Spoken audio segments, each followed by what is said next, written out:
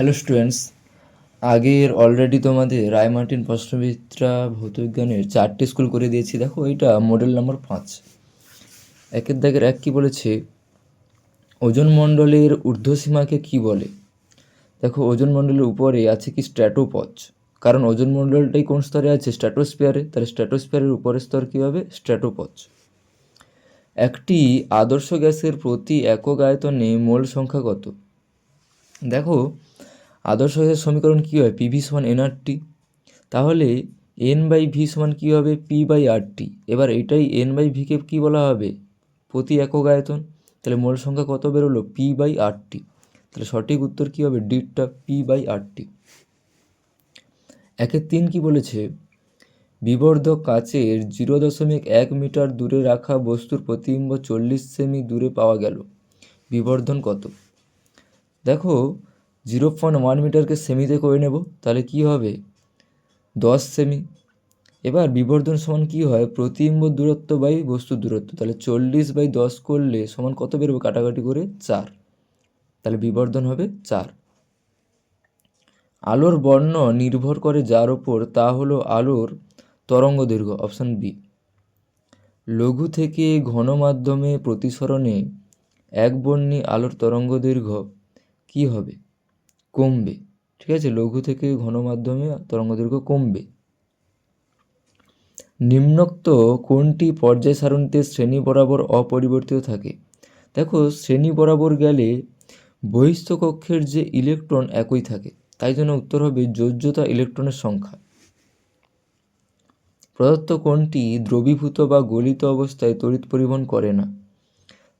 দ্রবীভূত বা গলিত অবস্থায় তড়িৎ পরিবহন করে না কারা? সমযোজী যৌগ। তাহলে এখানে সঠিক উত্তর অপশান সি, CCl4। বায়ুমণ্ডলের কোন স্তরে সাধারণত পরিচলন স্রোত পরিলক্ষিত হয়? কোন স্তরে বলো তো? ট্রপোস্ফিয়ার স্তরে। ভবিষ্যতে পৃথিবীর বৃহত্তম শক্তির উৎস কি? সূর্য। অথবাটা দেখো, গ্রিন হাউস এফেক্টের জন্য কোন রশ্মি দায়ী? অবলোহিত বা ইনফ্রারেড রশ্মি। লিখে নেবে তোমরা, অবলোহিত বা ইনফ্রারেড রশ্মি। চার্লসের সূত্রের চলরাশিগুলি কি কি? দেখো এখানে কিন্তু চলরাশি বলেছে, ধ্রুবক বলেনি। তাহলে চলরাশি কি কি হবে? আয়তন এবং উষ্ণতা। 1 গ্রাম অনুপরিমাণ পদার্থের অণুর সংখ্যা, তাহলে অ্যাভোগাড্রো সংখ্যক, যেটা 6.022 × 10⁻23। কোন মাধ্যমে আলোর বেগ সর্বাধিক? তাহলে এটা হবে কি? শূন্য মাধ্যমে বা বায়ু মাধ্যমে। বিবৃতিটি সত্য বা মিথ্যা লেখো। বায়ু মাধ্যমে অবতল লেন্স হলো অভিসারী লেন্স। তাহলে এটা দেখো মিথ্যা হবে। কী হবে? অপসারী লেন্স হয়। মাইক্রোওয়েভের তরঙ্গদৈর্ঘ্যের পাল্লা লেখো। উত্তর হবে কি? প্রায় 1 মিলিমিটার থেকে 1 মিটার। অবতল দর্পণ কখন একটি বস্তুর অসৎ বিম্ব গঠন করে? উত্তরটা দেখে নাও, বস্তু ফোকাস এবং মেরুর মধ্যে থাকলে। পর্যায় সারণীর দ্বিতীয় পর্যায়ে চতুর্যোজী অধাতুর নাম লেখো। উত্তরটা কী হবে? কার্বন। ল্যান্থানাইট সারির প্রথম মৌলটির নাম লেখো। ল্যান্থানাম। লিখে নাও, প্রথম মৌলটির নাম হচ্ছে ল্যান্থানাম। একটি ধাতব মৌল এম একটি আয়নীয় অক্সাইড এমও গঠন করে। এম পরমাণুর যোজ্যতা কক্ষে কয়টি ইলেকট্রন আছে? তাহলে দেখো অক্সাইড যেহেতু গঠন করছে, অক্সিজেন কটা ইলেকট্রন গ্রহণ করে? 2টি। অবশ্যই এম 2টি ইলেকট্রন ত্যাগ করেছে, তাই জন্য হবে কয়টি ইলেকট্রন? যোজ্যতা কক্ষে 2টি ইলেকট্রন আছে।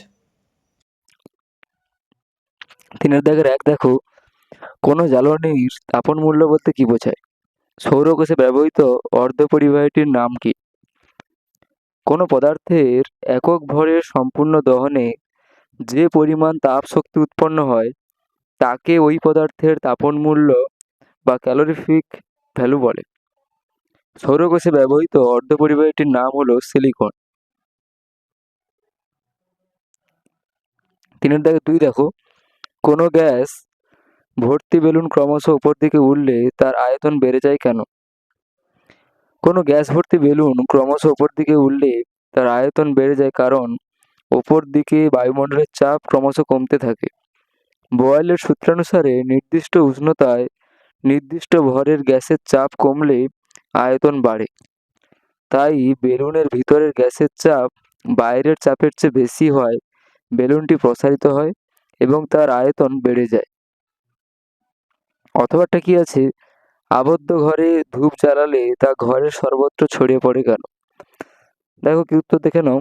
আবদ্ধ ঘরে ধূপ জ্বালালে তার সুগন্ধ ঘরের সর্বত্র ছড়িয়ে পড়ে গ্যাসের ব্যাপন ধর্মের জন্য। ধূপের দহনে উৎপন্ন গ্যাসীয় কণাগুলি ঘরের বায়ু কণাগুলির সাথে দ্রুত মিশ্রিত হয়ে স্বতঃস্ফূর্তভাবে এবং সমসত্ত্বভাবে ঘরের সব জায়গায় ছড়িয়ে পড়ে। 3 কি বলেছে, 10 সেমি ফোকাস দৈর্ঘ্যের একটি উত্তল লেন্সের সাহায্যে বইয়ের ছোট লেখাগুলিকে পড়ার জন্য লেন্সটিকে কোথায় রাখতে হবে? লেন্স দ্বারা প্রতিবিম্ব গঠনে আলোর কোন ধর্ম ব্যবহৃত হয়? উত্তর দেখে নাও। বইয়ের ছোট লেখাগুলিকে পড়ার জন্য অর্থাৎ বিবর্তিত ও অসৎ প্রতিবিম্ব দেখার জন্য লেন্সটিকে বইয়ের লেখা থেকে 10 সেমি ফোকাস দূরত্বের মধ্যে রাখতে হবে। লেন্স দ্বারা প্রতিবিম্ব গঠনে আলোর প্রতিসরণ ধর্ম ব্যবহৃত হয়। অথবাটা কি আছে, বায়ু মাধ্যম থেকে 60 ডিগ্রি কোণে কোনো আলোকরশ্মি কাচের স্ল্যাবে আপতিত হলো। প্রতিফলিত ও প্রতিসৃত রশ্মি পরস্পর লম্বভাবে অবস্থান করলে কাচের প্রতিসরাঙ্ক নির্ণয় করো। কি দেওয়া আছে? আপতন কোণ I সমান 60 ডিগ্রি। যেহেতু প্রতিফলিত ও প্রতিসৃত রশ্মি পরস্পর লম্ব, তাই R plus 90 degree plus R dash সমান 180 ডিগ্রি, যেখানে R প্রতিফলন কোণ, R ড্যাশ প্রতিসরণ কোণ। প্রতিফলনের সূত্র অনুযায়ী R সমান I সমান 60 ডিগ্রি। তাহলে 60 degree plus 90 degree plus R dash সমান 180 ডিগ্রি, সেখান থেকে R ড্যাশ সমান 30 ডিগ্রি। এবার স্নেলের সূত্র অনুযায়ী কি জানি, প্রতিসরাঙ্ক মিউ সমান sine i by sine R dash. তাহলে sine 60 degree by sine 30 degree, সেখান থেকে প্রতিসরাঙ্কটা আসবে √3। তোমরা ভিডিওটা পজ করে ভালো করে তুলবে। 3 থেকে 4 দেখো, নির্দিষ্ট ক্রমে সাজাও।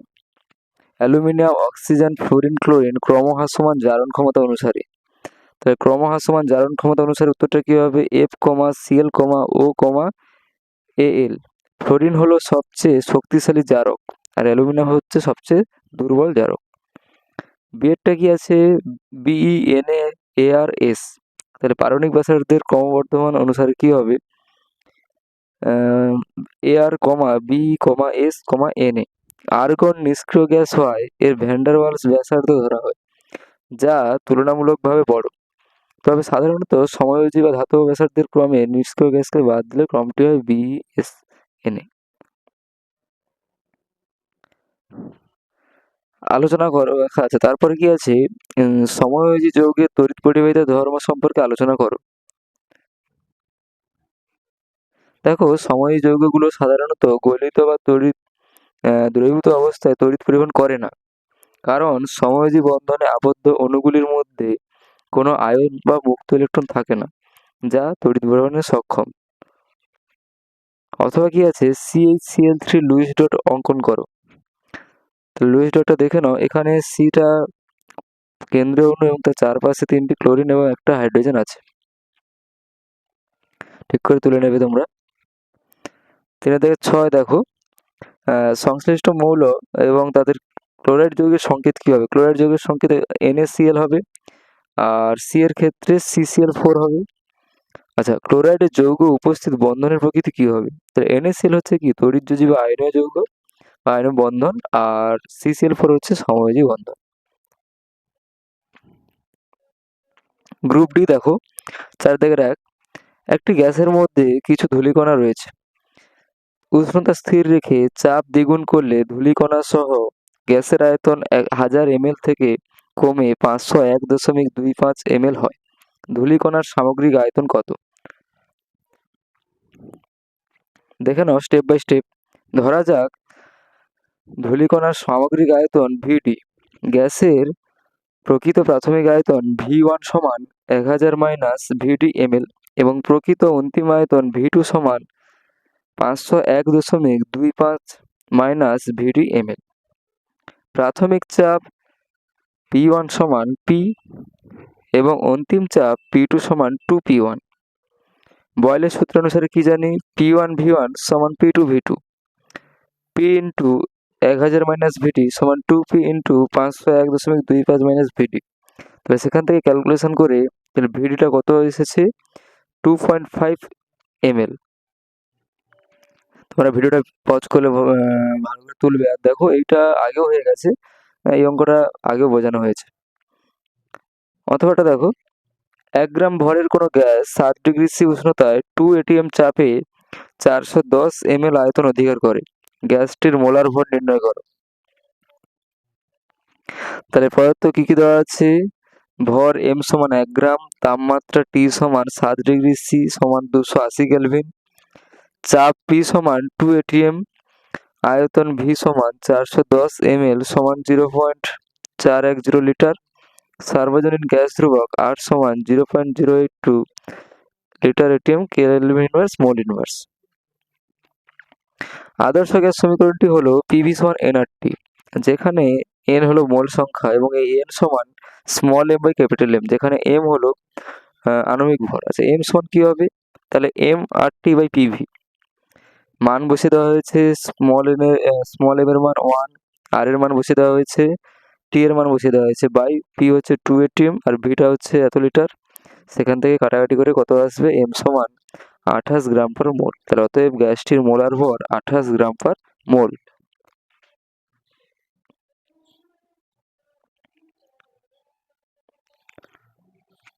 ক্ষুদ্র উন্মেষযুক্ত উত্তল দর্পণের ক্ষেত্রে ফোকাস দূরত্ব ও বক্রতা ব্যাসার্ধের মধ্যে সম্পর্ক স্থাপন করো।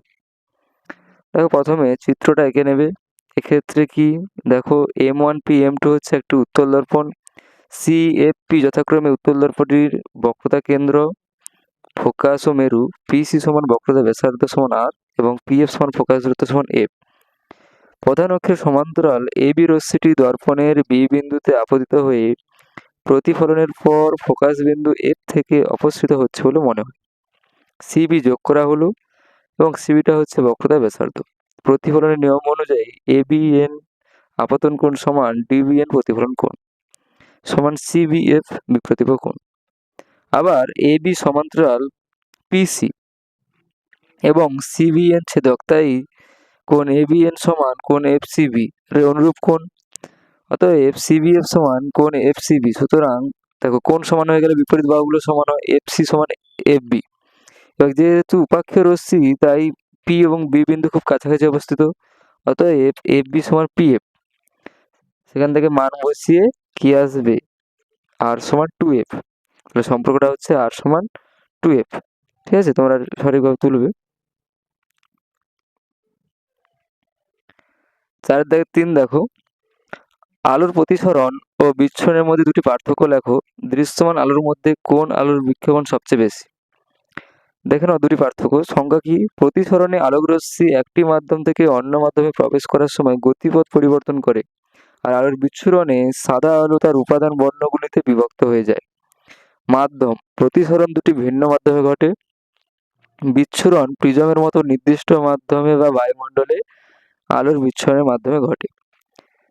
দৃশ্যমান আলোর মধ্যে বেগুনি আলোর বিক্ষেপণ সবচেয়ে বেশি, ঠিক আছে, আর লাল আলোর সবচেয়ে কম আর বেগুনি আলোর সবচেয়ে বেশি। পরেরটা দেখো, শূন্যস্থানে সবুজ আলোর তরঙ্গ দৈর্ঘ্য 5461 অ্যাংস্ট্রম, কাঁচের প্রতিসরাঙ্ক 1.58 হলে কাঁচ মাধ্যমে ওই আলোরশ্মির তরঙ্গ দৈর্ঘ্য কত হবে? আলো কি প্রকার তরঙ্গ? তাহলে অঙ্কটা দেখে নাও যে মিউ সমান lambda air by lambda glass. সেখানে মান বসিয়ে ল্যামডা গ্লাস সমান কি হবে? Lambda air by mu. তাহলে 5461 বাই 1.58, তাহলে প্রায় কত আসছে মানটা? 3456.33 অ্যাংস্ট্রম। আলো হলো একটি তির্যক তড়িৎচুম্বকীয় তরঙ্গ। তোমাদের যদি পিডিএফ এর দরকার হয় অবশ্যই কমেন্ট সেকশনে জানিও, আমি পিডিএফটা তোমাদের দিয়ে দেবো। 4 দেখো, একই পর্যায়ের সব মৌল একই রাসায়নিক ধর্ম প্রদর্শন করে না কেন? মৌলসমূহের পর্যায়বৃত্ত ধর্ম বলতে কি বোঝায়? কারণটা দেখে নাও। একই পর্যায়ের সব মৌলের ইলেকট্রন বিন্যাস ভিন্ন হয়, তাই তারা একই রাসায়নিক ধর্ম প্রদর্শন করে না। একই পর্যায়ের মৌলগুলির পরমাণু ক্রমাঙ্ক বৃদ্ধির সাথে সাথে তাদের ইলেকট্রন বিন্যাসে পরিবর্তন ঘটে। যদিও তাদের কক্ষপথের সংখ্যা একই থাকে, কিন্তু যোজ্যতা কক্ষে ইলেকট্রন সংখ্যা ভিন্ন হয়। রাসায়নিক ধর্ম মূলত যোজ্যতা কক্ষের ইলেকট্রন সংখ্যার উপর নির্ভর করে। যেহেতু একই পর্যায়ের মৌলগুলির যোজ্যতা ইলেকট্রন সংখ্যা ভিন্ন, তাই তাদের রাসায়নিক ধর্মও ভিন্ন হয়।